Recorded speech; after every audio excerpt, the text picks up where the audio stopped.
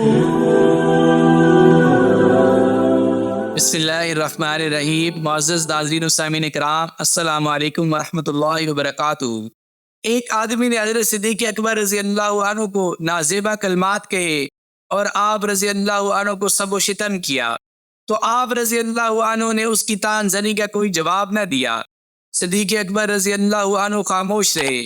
نبی کریم صلی اللہ علیہ وآلہ وسلم حضرت ابوبکر صدیق رضی اللہ عنہ کے پہلو میں تشریف فرما تھے اور صدیق اکبر رضی اللہ عنہ کی خاموشی پر پسندیدگی کا اظہار کرتے ہوئے مسکرا رہے تھے، لیکن جب اس آدمی کی طعن و تشنیع حد سے بڑھ گئی اور وہ بار بار آپ رضی اللہ عنہ کو برا بھلا کہنے لگا، تو ابوبکر رضی اللہ عنہ نے خاموشی چھوڑی اور اس شخص کو کچھ نہ کچھ جواب دیا۔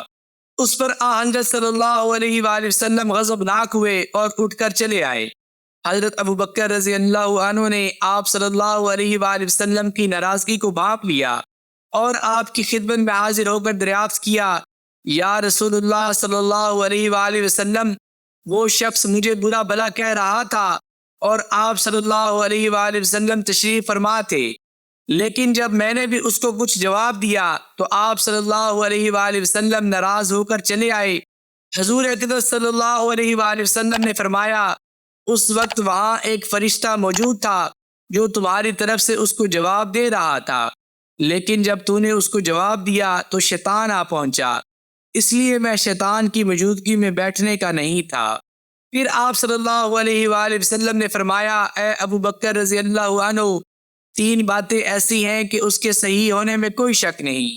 ایک بات یہ ہے کہ جب کسی بندے پر کوئی ظلم ہو اور وہ اللہ کی رضا کے لیے خاموش رہتا ہے تو اللہ تعالیٰ اس کی وجہ سے اس کی مدد فرما کر اسے عزت بخشتے ہیں، اور دوسری بات یہ کہ جب کوئی شخص عطیہ کا دروازہ کسی پر کھولتا ہے اور اس سے اس کا مقصد صلہ رحمی ہوتا ہے تو اللہ تعالیٰ اس کی برکت سے اس کے مال میں کثرت و اضافہ فرماتے ہیں، اور تیسری بات یہ ہے کہ جو شخص کسی کے سامنے 10 سے سوال دراز کرتا ہے اور اس سے اس کا ارادہ مال بڑھانا ہو تو اللہ تعالیٰ اس کے مال میں مزید کمی کر دیتے ہیں۔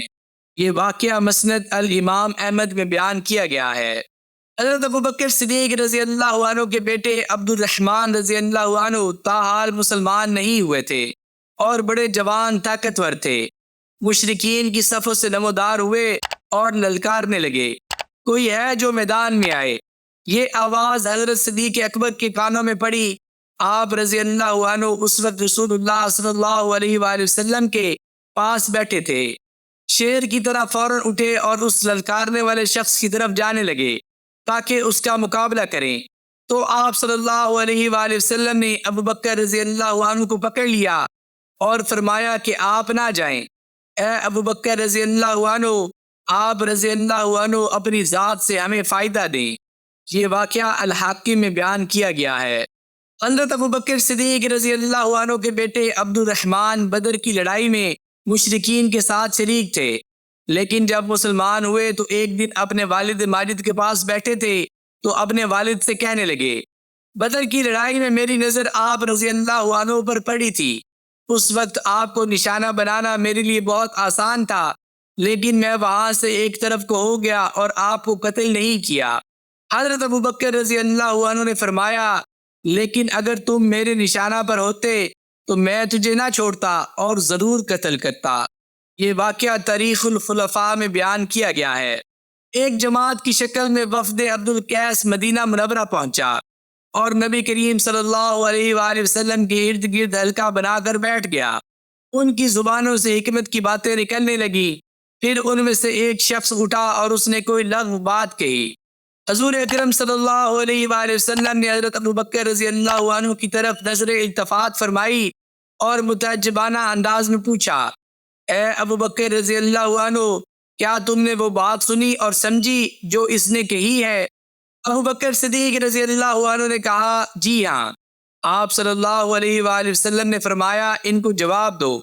حضرت ابوبکر رضی اللہ عنہ نے ان کو جواب دیا اور اس شخص نے جو بات کہی تھی اس کا رد کیا اور جواب بھی خوب دیا۔ اس سے آپ صلی اللہ علیہ وآلہ وسلم کا چہرہ خوشی سے چمک اٹھا اور دعا دی، ابوبکر رضی اللہ عنہ، اللہ تعالیٰ تجھے رضوان اکبر کی نعمت عطا فرمائے۔ ایک شخص نے پوچھا یا رسول اللہ رضوان اکبر سے کیا مراد ہے؟ آپ صلی اللہ علیہ وآلہ وسلم نے فرمایا اللہ تعالیٰ آخرت میں اپنے بندوں کے لیے عام تجلی فرمائیں گے، لیکن ابو بکر رضی اللہ عنہ کے لیے خاص تجلی فرمائیں گے۔ یہ واقعہ المستدرک میں بیان کیا گیا ہے۔ صلح حدیبیہ کے بعد مسلمانوں کے لیے یہ امر دشوار گزار ہوا کہ وہ بیت اللہ شریف کی خوشبو سونگے بغیر ہی مدینہ واپس چلے جائیں۔ چنانچہ حضرت عمر بن خطاب رضی اللہ عنہ سوختہ دل کے ساتھ حضرت صلی اللہ علیہ وآلہ وسلم کی خدمت میں حاضر ہوئے۔ حضور صلی اللہ علیہ وآلہ وسلم سے گفتگو کرنے کے بعد حضرت ابو بکر صدیق رضی اللہ عنہ کے پاس آئے اور دریافت کیا، اے ابو بکر رضی اللہ عنہ، کیا آپ صلی اللہ علیہ وآلہ وسلم اللہ کے نبی برحق نہیں ہیں؟ ابو بکر رضی اللہ عنہ نے جواب دیا کہ کیوں نہیں، حضور صلی اللہ علیہ وآلہ وسلم نبی برحق ہیں۔ حضرت عمر رضی اللہ عنہ نے پھر پوچھا، کیا ہم حق پر اور ہمارا دشمن باطل پر نہیں ہے؟ صدیق اکبر رضی اللہ عنہ نے کہا کیوں نہیں؟ حضرت عمر رضی اللہ عنہ نے پھر کہا تو پھر ہم اپنے دین کے بارے میں کمزوری کیوں اختیار کریں؟ حضرت ابو بکر رضی اللہ عنہ نے نہایت اطمینان اور اللہ پر کامل بھروسہ کرتے ہوئے فرمایا، اے شخص، یہ اللہ کے پیغمبر ہیں، اپنے رب کی نافرمانی نہیں کر سکتے، اللہ تعالیٰ ان کے مددگار ہیں، تم آخری دم تک ان کے دامن سے وابستہ رہو، خدا گواہ ہے کہ یہ پیغمبر برحق ہیں۔ اس پر یہ آیت نازل ہوئی، انا فتحنا لک فتحا مبینا، یعنی ہم نے آپ صلی اللہ علیہ وآلہ وسلم کو فتح مبین عطا فرمائی ہے۔ حضرت عمر رضی اللہ عنہ دوڑے ہوئے آئے اور حضور صلی اللہ علیہ وآلہ وسلم کے سامنے دو زانوں ہو کر بیٹھے اور پوچھنے لگے، یا رسول اللہ، کیا یہ فتح ہے؟ حضور اکرم صلی اللہ علیہ وآلہ وسلم نے مسکراتے ہوئے فرمایا، ہاں۔ یہ سن کر ان کا جی خوش ہو گیا اور وہ واپس لوٹ گئے۔ ایک دفعہ سیدہ عائشہ رضی اللہ عنہ کسی سفر میں آپ صلی اللہ علیہ وآلہ وسلم کے ہمراہ تھی۔ جب لوگ مقام بیضاء میں پہنچے تو حضرت عائشہ رضی اللہ عنہ کا ہار گم ہو گیا۔ اس ہار کی تلاش کے لیے رسول اللہ صلی اللہ علیہ وآلہ وسلم کو ٹھہرنا پڑا۔ حضور صلی اللہ علیہ وآلہ وسلم کے ساتھ دوسرے لوگ بھی ٹھہر گئے جب ان کے پاس پانی بھی نہیں تھا۔ اسی دوران کسی نے حضرت ابو بکر رضی اللہ عنہ سے جا کر یہ کہہ دیا کہ کیا آپ رضی اللہ عنہ دیکھتے نہیں کہ عائشہ رضی اللہ عنہ نے کیا کام کیا؟ رسول اللہ صلی اللہ علیہ وآلہ وسلم کو بھی روک دیا۔ لوگوں کے پاس پانی بھی نہیں ہے اور نہ کوئی چشمہ آب ہے۔ چنانچہ حضرت ابو بکر صدیق رضی اللہ عنہ غصہ سے بھرے ہوئے سیدہ عائشہ رضی اللہ عنہ کے پاس پہنچے تو دیکھا کہ رسول کریم صلی اللہ علیہ وآلہ وسلم ان کی ران پر اپنا سر مبارک رکھے ہوئے ہیں اور گہری نیند سو رہے ہیں۔ آپ رضی اللہ عنہ حضرت عائشہ رضی اللہ عنہ کے پاس بیٹھ کر ان کے پہلو میں مارنے لگے اور ان کو یہ کہتے ہوئے ڈانٹنے لگے، تم نے رسول اللہ صلی اللہ علیہ وآلہ وسلم کو محبوس کر دیا، لوگوں کے پاس پانی بھی نہیں ہے اور نہ پہاڑ پر پانی کا کوئی چشمہ ہے۔ حضرت ابو بکر رضی اللہ عنہ حضرت عائشہ رضی اللہ عنہ کو عتاب اور ملامت کرنے لگے۔ حضرت عائشہ رضی اللہ عنہ فرماتی ہیں، رسول کریم صلی اللہ علیہ وآلہ وسلم میری ران پر سر مبارک رکھے آرام فرما رہے تھے، اس لیے میں نے کوئی حرکت نہیں کی۔ رسول اللہ صلی اللہ علیہ وآلہ وسلم صبح کے وقت بیدار ہوئے اور حال یہ تھا کہ پانی کا نام و نشان نہیں تھا۔ چنانچہ اللہ تعالیٰ نے آیت تیمم نازل فرمائی۔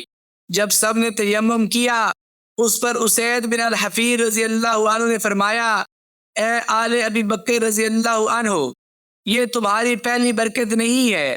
جس وقت سیدہ عائشہ رضی اللہ عنہ کا اونٹ کھڑا ہوا تو اس کے نیچے سے وہ ہار مل گیا۔